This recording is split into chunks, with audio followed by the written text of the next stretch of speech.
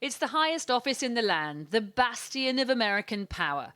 But does Trump also use the White House for his own personal profit? That's certainly what his latest financial filings suggest, that the commander-in-chief is also trader-in-chief, and not just real estate and luxury resorts. Hello, Bitcoiners. Trump has quietly amassed an empire of digital assets too, a booming crypto income stream, coins, wallets, currencies, though he insisted today he wasn't responsible for those investment decisions. Well, I've made a lot of money before I became president, and they invest my money, and I don't talk to them. I don't even speak to them. But there's no doubt crypto became by far the biggest earner for Trump in 2025. His cryptocurrency, Trump Coin, launched just days before his inauguration, netted him nearly $640 million, while his stake in the family crypto business, World Liberty Financial, brought in another near $800 million, of which about $200 million came from an investment by the UAE, again just days before he officially took office. That comes to a whopping $1.4 billion. But adding in profits from his other business ventures, the president made a colossal $2.2 billion from private investments last year. And that's a near 254% increase in the first year of his presidency.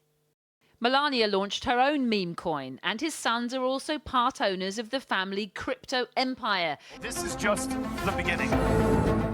They hosted a party in Palm Beach to showcase the Bitcoin business back in February, alongside dozens of crypto firms, all whispering in Trump's ear, no doubt, about the ideal regulatory environment to allow their industry to boom.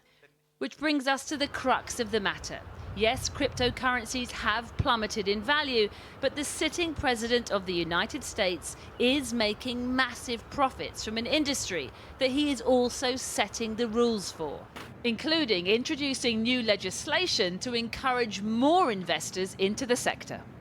A US president is largely exempt from federal conflict of interest law, but presidents are supposed to avoid even the appearance of conflicts. Just imagine if Keir Starmer made not millions, but billions of pounds from private investments in industries that he was also responsible for regulating. It would create a huge political storm. He would never get away with it.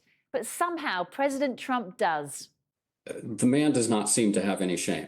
Or I think awareness, for that matter, of how this exploitation of a loophole in the law, I think, will play with the American people. I'm old enough to remember President Carter, Right. And he was a peanut farmer. He intended to operate his peanut farm while he was in office, and there was outrage in the Congress. So he essentially got out of the business. So that's peanuts. This is not the billions that Trump has made off of crypto. So Trump's crypto empire is run at arm's length, and all his money has really come from the stock markets. That's what the president said today, as he emerged from his brand new plane, gifted, no questions asked, from Qatar. Well, I've been speaking to Norman Eisen, who was special counsel to President Obama for ethics. He was also the leading lawyer for the impeachment of President Trump and is the founder of Democracy Defenders Action. I asked what he thinks of Donald Trump making so much from crypto.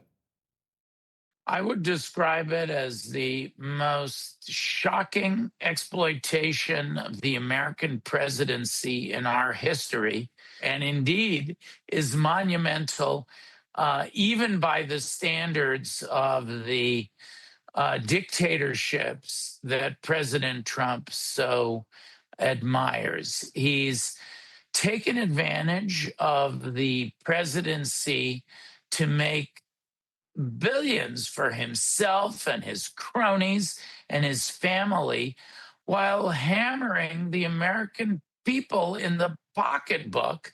They are feeling the pain of his corrupt, incompetent regime with the cost of living crisis. I mean, he, of course, says, well, I don't have anything to do with the investment decisions. They're all run by somebody else, and everybody's getting rich. I mean, what would you say is the most egregious example?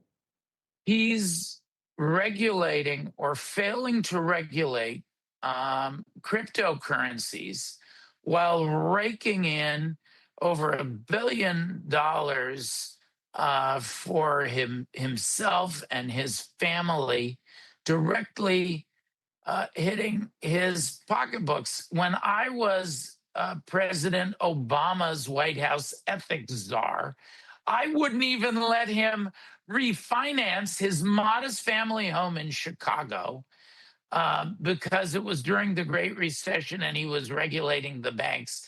That would have made a difference of slightly lower interest rates and a few $100s a month.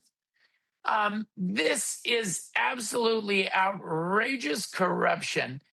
I mean, there is some evidence that, American voters are, some American voters are alarmed by this, but a lot of Trump supporters are delighted that he's rich. They say it's a successful man. We need a successful businessman running the country. Good for him. I mean, how do you argue with that?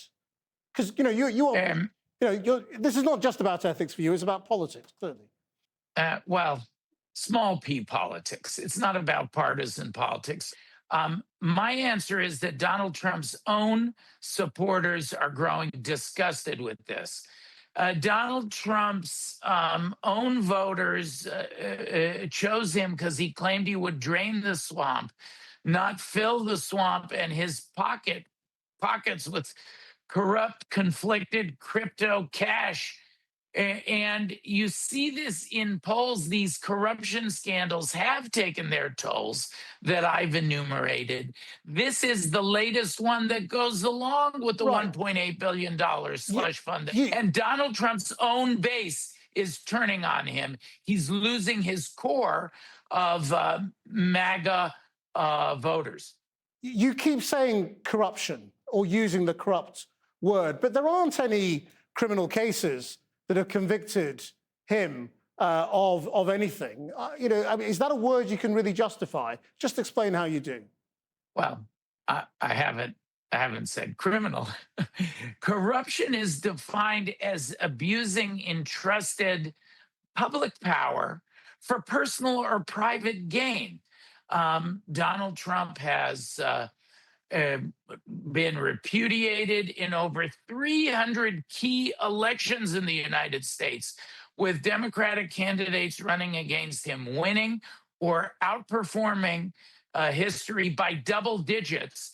And he's facing an absolute electoral crisis come November. Norm Eisen, thank you very much. Thank you.